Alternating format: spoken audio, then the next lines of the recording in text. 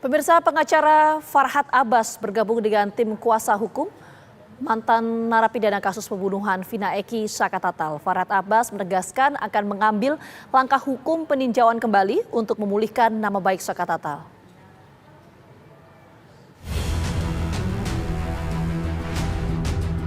Pengacara Farhad Abbas dan Krisnamurti mengunjungi kediaman mantan narapidana kasus pembunuhan Vina Eki Saka Tatal di Cirebon, Jawa Barat. Kedatangan kedua pengacara untuk bergabung dengan tim kuasa hukum Saka Tatal. Dalam pertemuan dengan pengacara Farhad Abbas, Saka Tatal kembali menyatakan dirinya tak terlibat dalam pembunuhan Vina Eki 8 tahun lalu. Meski Saka Tatal telah bebas, tim pengacara akan mengajukan peninjauan kembali untuk memulihkan nama baiknya. Bener nggak kamu nggak ngelakuin? Sok, berani sumpah nggak? Saka berani, sumpah saat ini juga berani. Sumpah apapun juga Saka berani. Saka ini udah menjalani dan sebenarnya udah nggak ada masalah hukum. Satu-satunya jalan untuk mengembalikan nama baik pemulihan harkat martabatnya adalah melalui peninjauan kembali. Saka, malam ini Bang Krisnamurti, advokat Jakarta, saya Farhad Abbas, advokat Jakarta, dan teman-teman semua bersama dengan Ibu Titin akan membela kamu untuk memulihkan kembali hak-hak kamu. Karena pihak kepolisian menyatakan 3 nama DPO yang dituduh yang dalam persidangan menjadi bagian daripada skenario pembunuhan tersebut tidak hilang gitu. Saka Tatal juga dipanggil oleh Polda Jawa Barat pada Selasa 4 Juni mendatang. Tim kuasa hukum pun mempermasalahkan hilangnya 2 orang dalam daftar buron kasus Vina Eki. Itu berkaitan dengan DPO-nya Peggy. Sebetulnya dari awal juga saya sih masalah DPO, walaupun nama DPO itu tercantum loh di putusan pengadilan. Di halaman 126, 127 itu menimbangnya ada, kemudian mengadili nama DPO itu dicantumkan di halaman 134. Nah tiba-tiba menghilang yang 2-nya dengan alasan fiktif. Kalau misalnya DPO aja fiktif, bagaimana dengan peristiwa sebetulnya yang terjadi? Apakah betul sedramatisir itu? Saka Tatal ditangkap dalam kasus pembunuhan Vina Eki saat masih di bawah umur pada tahun 2016 silam. Saka divonis 8 tahun penjara dan bebas pada tahun 2020 setelah menjalani hukuman selama 4 tahun karena mendapatkan remisi. Dari Cirebon, Jawa Barat, tim TV One mengabarkan.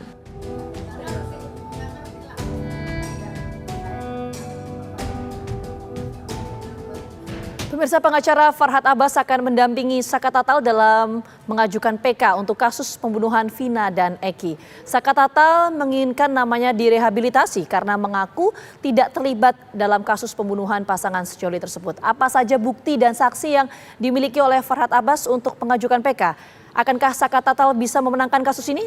Kita akan langsung bahasnya. Telah bergabung bersama kami ada Farhad Abbas selaku pengacara Saka Tatal dan juga mantan Kabareskrim Polri, Komjen Pol Purnawirawan Ito Sumardi. Selamat petang semuanya. Kita menuju ke Bang Farhad lebih dahulu. Bang Farhad, sudah sejauh mana pengajuan PK ini dilakukan oleh kuasa hukum Saka Tatal? Selamat sore, Pak Ito, Dokter Pak Ito yang saya hormati. Selamat sore, Mbak.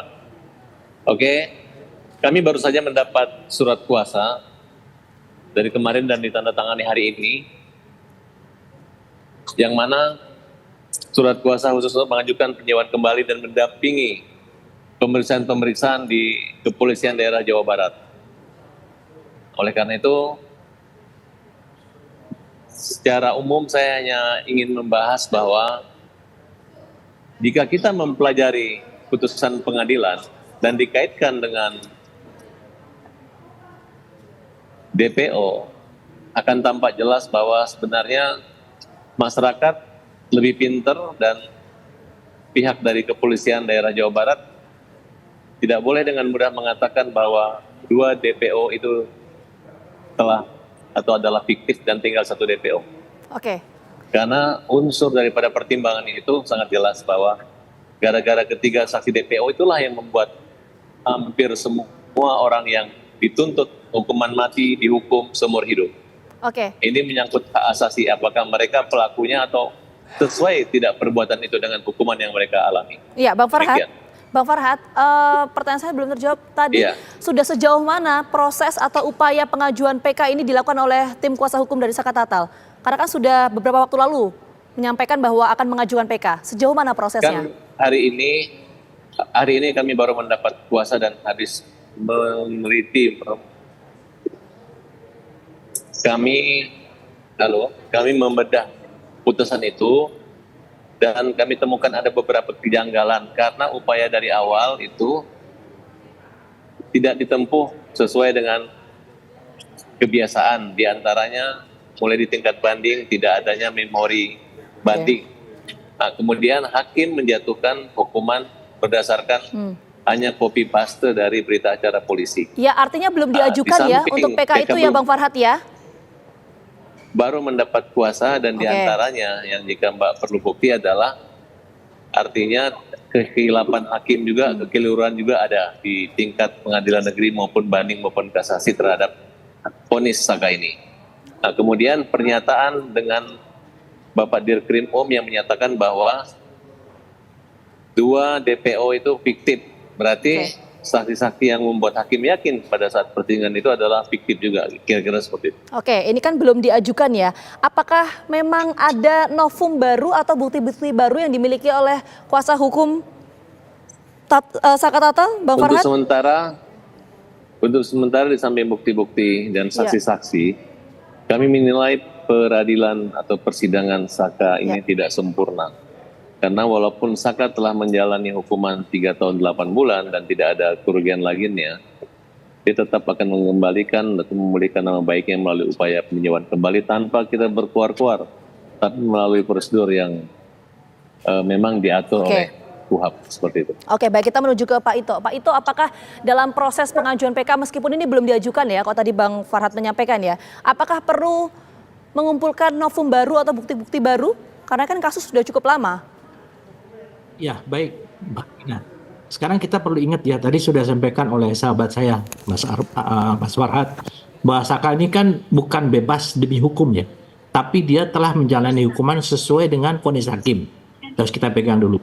Kemudian di sini kan disebutkan bahwa kalau DPO itu dinyatakan fiktif, berarti Saka juga tidak terkait. Nah, sekarang pertanyaan saya, apakah Saka di dalam persidangan itu mengatakan mengenal dengan 2 DPO itu?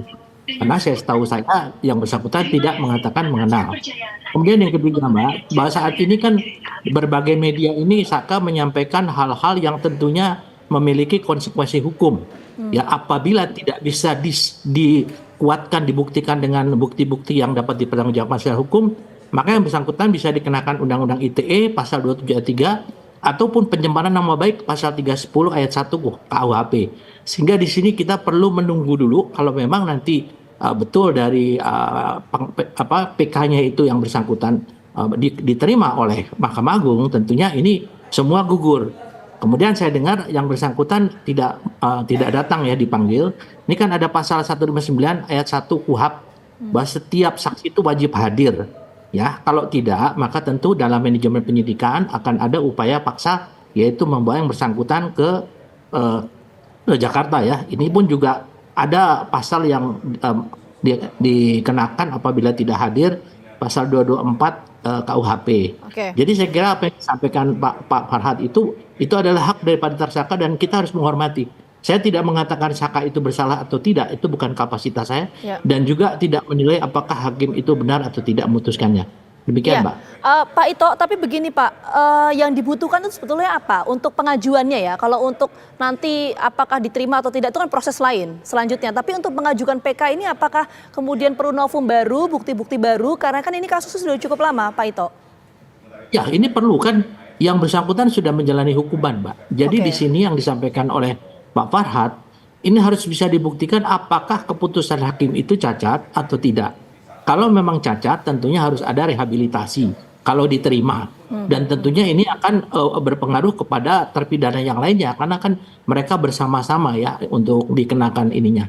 Saya kira itu yang harus ada novumnya ya. Nah, kita tunggu saja, pasti novum itu kan Pak Mas Farhat dengan teman-teman itu sudah menyiapkan, dan tentu proses PK ini akan menentukan apakah Saka nanti bisa kena ya yang tadi saya sampaikan, konsekuensinya menyebarkan berita bohong ya, ataupun membuat pencemaran nama baik melalui media. Nah, ini tentunya juga dari pihak penyidik pun pasti akan mempertimbangkan hal ini. Demikian, Mbak. Iya, jadi perlu ada novum baru atau bukti baru. Nanti kita akan tanyakan ya, bukti baru apa yang dimiliki oleh tim kuasa hukum dari Saka Tatal. Usai jeda, kami kembali hadir untuk Anda.